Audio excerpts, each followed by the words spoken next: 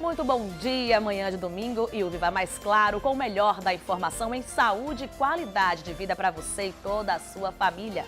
Vamos aos destaques desta semana. Novembro Azul é mês de conscientização do câncer de próstata. No Tem em Casa, o poder do vinagre para a sua saúde.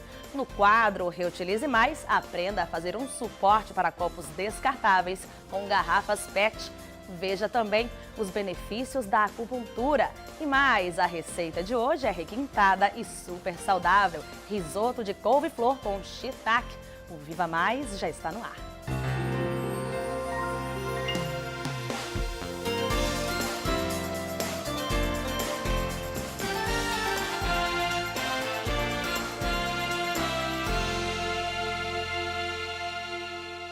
A gente começa o programa de hoje com um dado no mínimo preocupante. Segundo o Instituto Nacional do Câncer, o INCA, um homem a cada 38 minutos morre no Brasil vítima de câncer de próstata. Esse tipo de câncer é o mais incidente no público masculino depois do câncer de pele. Confira agora a entrevista que o repórter Tiago Aragão fez com o urologista Carlos Alberto Silveira.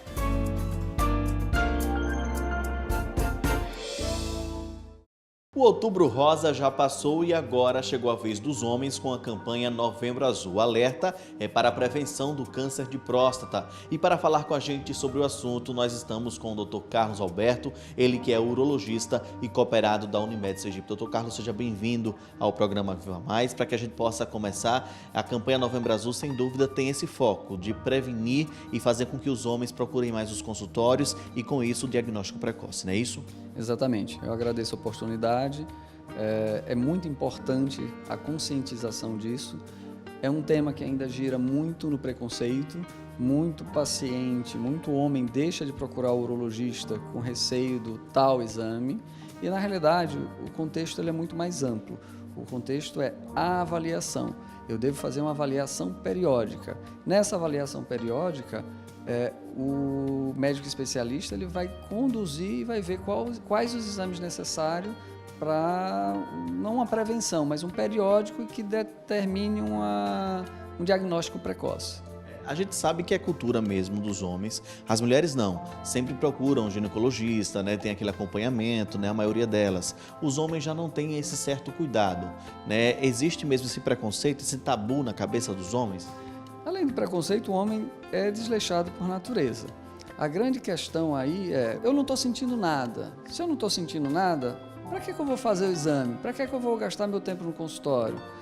E muitas vezes barra nisso. O grande problema é o seguinte, câncer de próstata tem uma evolução lenta. Por ter uma evolução lenta, eu tenho uma faca de dois gumes. A evolução lenta me permite, se eu faço minha avaliação periódica, detectar em fase inicial, a depender do grau de agressividade do tumor, você pode chegar a 90% a 95% de chance de cura. A grande questão é o seguinte, mesmo para um câncer de próstata, você tem duas pontas. Você tem tumores que são menos agressivos e tumores mais agressivos. Nos últimos 5, 10 anos, muita coisa tem mudado em relação ao câncer de próstata. Existe, por exemplo, casos de câncer de próstata em que nós propomos sempre ao paciente um tratamento que se chama vigilância ativa. A vigilância ativa, você não trata, você não medica, você não opera, mas você combina com o paciente uma vigilância mais de perto. Se esse tumor ele vira e começa a progredir, aí sim você toma medida.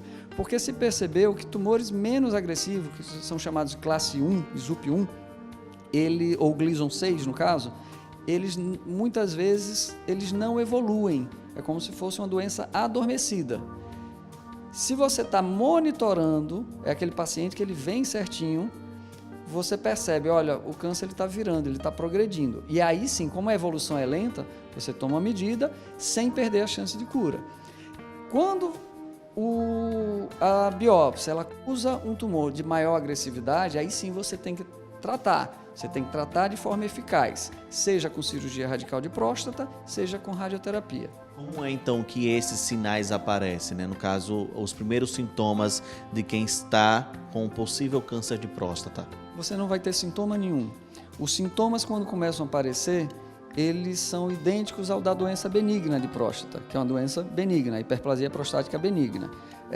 A próstata cresce desordenadamente, fez a passagem da urina e o paciente começa a ter dificuldades para urinar. Mas isso é igual à doença benigna, só que nesse caso você já vai ter um câncer de próstata, já vai estar perdendo os limites. Isso não é bom. O importante, o interessante é que você detecte quando ainda não existem sintomas, quando o PSA é baixo, quando não há uma progressão da doença, que você sabe que ela está localizada, limitada dentro dos limites da próstata. E nessa fase não há sintomas. Se você tiver sintomas nessa fase, vai ser por de uma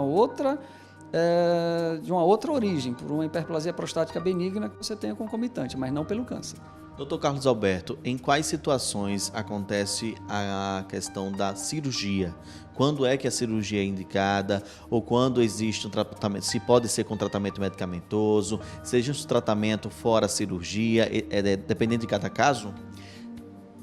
De uma forma geral, funciona da seguinte forma. A primeira coisa que você tem que ver, você tem um diagnóstico de um câncer de próstata, você tem que determinar, é em fase inicial ou essa doença ela já está localmente avançada, ou seja, perdeu os limites. Segundo ponto, qual a expectativa de vida desse homem? Ele tem uma expectativa de vida longa ou ele tem uma expectativa de vida curta, seja pela idade ou seja porque ele tem alguma outra doença que limite isso, um cardiopata severo. Então você tem que ponderar e ter bom senso ao que você vai ofertar ao paciente. Se eu tenho um paciente mais idoso e que ele tem um tumor pouco agressivo, a vigilância cabe muito bem. Se eu tenho um paciente que tem uma expectativa de vida curta, mas é um tumor agressivo, eu posso fazer um tratamento paliativo. Eu vou tratar através de medicações ou de uma pequena cirurgia menos agressiva e eu vou controlar a doença durante um bom par de anos, 5, 10, às vezes 15 anos, sem que a doença se manifeste. Mas eu estou de olho na expectativa de vida. Se eu tenho um paciente, já que ele é jovem, ele tem uma expectativa de vida ampla. O que é que nós falamos de jovem aqui? 50, 60, 70 anos? São pacientes ainda considerados relativamente jovens, desde que sejam saudáveis. A expectativa de vida é de 15, 20 anos, você tem que ofertar a ele um tratamento curativo. O tratamento curativo vai ser através de uma cirurgia radical de próstata, em que você retira toda a próstata e vesículas seminais, ou através de radioterapia. Mas se esse mesmo paciente ele tiver uma doença constatadamente pouco agressiva, a vigilância ativa deve ser sempre ponderada, porque todo tratamento tem suas consequências. Se eu creio que é uma doença que pode não evoluir, por que é que eu vou levar esse paciente aos riscos de consequências desse tratamento? Eu tenho que botar na balança. Quando nós indicamos o tratamento, o risco de não fazer deve ser pior do que o de fazer. Você vê aí, né? Todas as informações para quem ainda tem dúvida em relação ao câncer de próstata, como tratar, tá na hora de acabar com esse tabu e esse preconceito e vir ao consultório fazer o acompanhamento sempre que necessário, né? Isso, doutor. Muito obrigado pela presença. Agradeço a vocês. Lembrar, é a neoplasia, que é a segunda neoplasia que mais mata o homem. É uma doença silenciosa. Não deixar de ir ao consultório com receio de um exame. Veja, você vê o consultório, não quer fazer o exame de toque, ninguém vai obrigar o paciente a fazer o exame de toque. O ideal é que faça a avaliação completa, mas se eu não quero, se eu me recuso, olha, eu não quero, pelo menos faz a outra parte, faz o acompanhamento. O importante mesmo é a periodicidade que eu procuro o meu especialista e ele vai perceber, olha, tem alguma coisa aqui que não está legal, está fora do lugar e que vamos investigar um pouquinho mais ao fundo. Dr. Carlos Alberto, muito obrigado pelas informações e pela sua participação aqui no programa Viva Mais. Agradeço a vocês pela oportunidade de esclarecimento.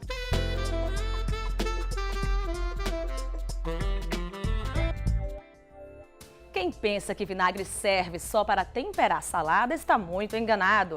Esta solução traz muitos benefícios para a saúde. São vários os tipos de sabores. Vinagre de vinho, balsâmico, de maçã, orgânico e por aí vai. O vinagre tem baixo valor calórico. Uma colher de sopa tem em torno de 1,28 calorias. Pessoas hipertensas que precisam diminuir o consumo de sal podem utilizar o vinagre como substituto, com moderação. O vinagre balsâmico é o mais refinado de todos os tipos, feito a partir da fermentação de uvas. Tem propriedades estimulantes que favorecem a secreção do suco gástrico, colaborando no processo de digestão. Os vinagres feitos da fermentação de frutas possuem características antioxidantes que combatem os radicais livres, retardam o envelhecimento e previnem contra o aparecimento de tumores cancerígenos. Para quem tem gastrite ou algum tipo de restrição a produtos ácidos, o vinagre não é recomendado. A quantidade consumida é um fator essencial para que o ingrediente se torne mocinho ou vilão. Afinal de contas, o excesso pode ser prejudicial à saúde e causar sintomas como azia e queimação. Os nutricionistas dizem que não existe uma quantidade definida a ser consumida por dia para que se tenham os benefícios, mas consideram uma colher de sopa uma excelente quantidade. No próximo bloco, aprenda a fazer um suporte de copos descartáveis, reaproveitando garrafas PET. E ainda a receita de hoje é requintada e super saudável. Risoto de couve-flor com shiitake. É daqui a pouquinho, logo depois dos comerciais. E se você trocar o carro pela bicicleta uma vez por semana? Mude um hábito. Mudar um hábito muda uma vida. E se você parar de usar o smartphone meia hora antes de dormir? Mude um hábito. Mudar um hábito muda uma vida. Estamos de volta e no quadro Reutilize Mais você vai aprender a fazer um suporte de copos descartáveis, reaproveitando garrafas PET. E quem vai ensinar todo o passo a passo é o artesão e produtor cultural Pepe.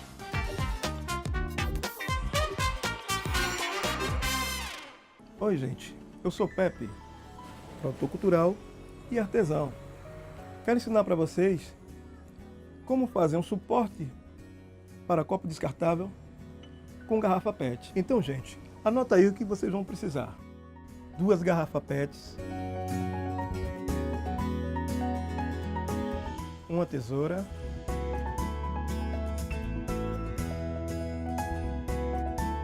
um estilete, uma chave de fenda,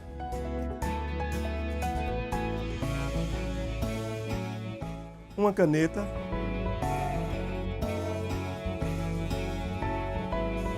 dois parafusos. Agora que vocês já anotaram, então vamos começar, ok? Primeiro, vamos pegar a garrafa PET, eu vou pegar um copo descartável, ponho em cima da garrafa, pego a caneta e faço aqui uma marcação ao redor dela. Fez esse círculozinho, marcou, agora você vem com o estilete, no lugar onde você fez a marcação, você corta, ao invés de cortar para o lado de fora, você corta para o lado de dentro.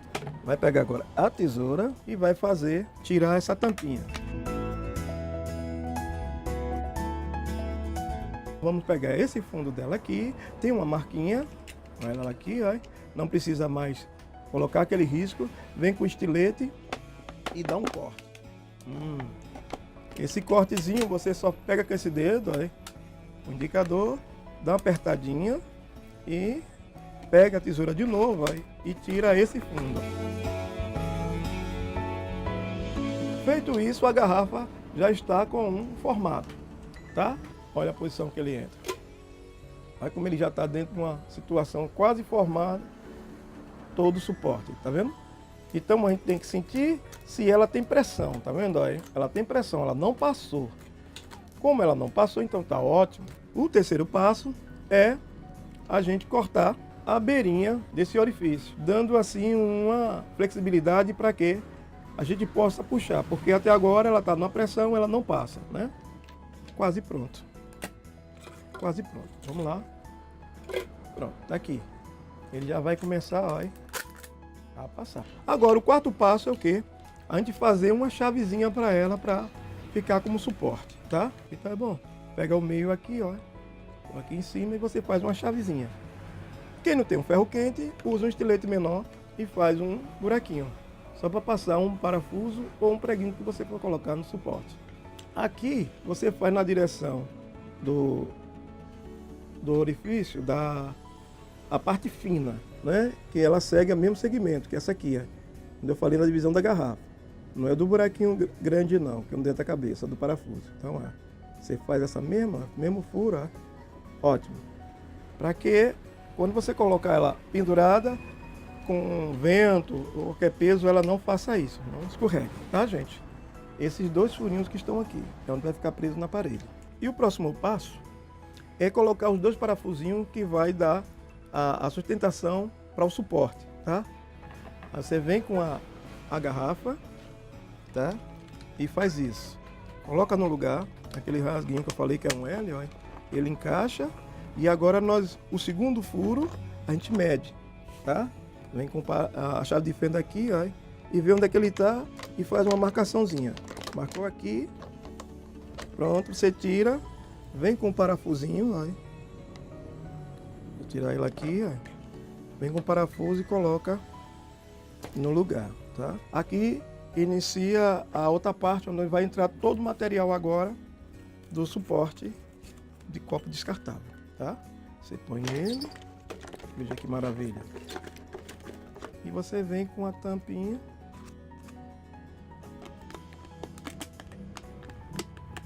E fecha. Bom, gente, você viu como foi fácil fazer esse suporte para copo descartável. Então veja como ele funciona. Você vem aqui e só é puxar o copo que ele sai tranquilamente, sem muita força. Esse é um suporte para copo descartável. Gostaram? Até a próxima. Legal, né? Viu só o que dá para fazer com a garrafa PET? São 1001 utilidades. Parabéns, PET, pelo trabalho, saúde e sucesso para você. Agora vamos à receita da semana.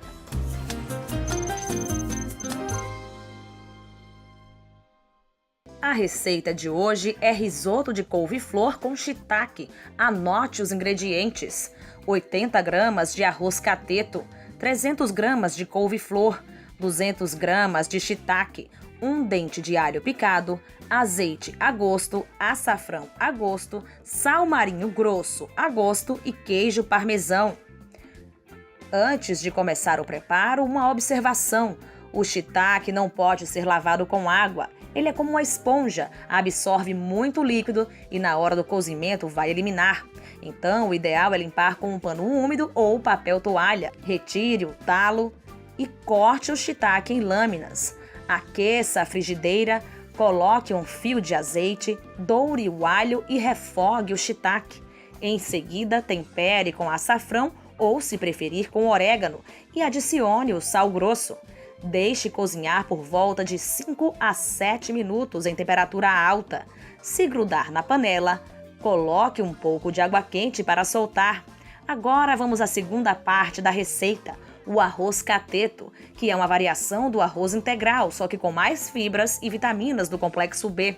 Numa panela, refogue o arroz com alho, coloque água e vá acrescentando aos poucos caso precise. Arroz pronto, reserve. Agora vamos à última etapa da receita. Pegue a couve-flor já triturada em grãos bem finos e refogue com os temperos de sua preferência. Acrescente açafrão, que é anti-inflamatório, mexa, coloque um pouco de água quente, mexa novamente e faça aquele mesmo processo. Se secar muito, vá colocando mais água quente aos poucos. Acrescente o sal grosso, tampe e cozinhe por aproximadamente 5 minutos. O cozimento é rápido. Para finalizar, una o shiitake, o arroz cateto e a couve-flor. Monte o prato e, se desejar, acrescente o parmesão. Está pronto o risoto de couve-flor com shiitake. Uma ótima pedida para seu almoço. A sugestão é da chefe de cozinha Valdenira Alves. Muito bom, viu? Leve, saudável e de quebra um prato refinado. A seguir, os benefícios da acupuntura para a sua saúde. Não sai daí, o Viva Mais volta já já. E se você trocar o carro pela bicicleta uma vez por semana? Mude um hábito. Mudar um hábito muda uma vida. E se você parar de usar o smartphone meia hora antes de dormir? Mude um hábito. Mudar um hábito muda uma vida. Estamos de volta e agora vamos de saúde e bem-estar.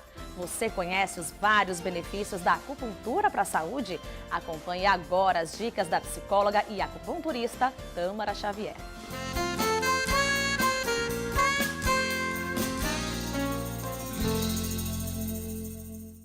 No Vivendo Melhor de hoje, nós vamos falar sobre a acupuntura, que é uma das técnicas da medicina tradicional chinesa e consiste em aplicação de agulhas em pontos energéticos. Os chineses, aproximadamente 4.500 anos atrás, descobriram que no nosso organismo existiam meridianos, como se fossem rios de energia, e esse desequilíbrio dessas energias, desse movimento das energias que passam por esses rios, supostos rios, gera determinadas doenças. Então, as doenças elas vêm de um desequilíbrio energético. Esses rios eles têm relação com cada órgão do nosso corpo e as vísceras correspondentes. E esse desequilíbrio pode gerar doenças como gastrite, todas as doenças que a gente conhece hoje no mundo moderno. A gente tem as doenças emocionais e as doenças físicas, que são geradas por esse desequilíbrio energético. A acupuntura ela é reconhecida pela Organização Mundial de Saúde e ela é uma terapia complementar. Que deve ser praticada de forma multidisciplinar, ou seja, pessoas que têm uma formação em acupuntura, seja especialização ou seja a formação em escolas especializadas, elas podem trabalhar com acupuntura, ou seja, fisioterapeutas, psicólogos, médicos, odontólogos. Todos nós podemos trabalhar, cada um, claro que praticando mais de acordo com a sua área. Na psicologia, nós vamos dar prioridade ao atendimento de pessoas que têm ansiedade, depressão, transtorno de pânico, transtorno obsessivo-compulsivo. E no equilíbrio das energias, nós vamos conseguir fazer com que esse paciente tenha mais bem-estar, consiga relaxar, consiga ter uma qualidade de sono melhor, através da aplicação em pontos específicos relacionados a essas patologias. Na verdade, a acupuntura ela não trata a doença, ela trata o doente. Então, pode ser que surjam 3 pacientes com ansiedade, mas cada ansiedade vai ter uma manifestação e um início ou uma produção diferente para cada paciente.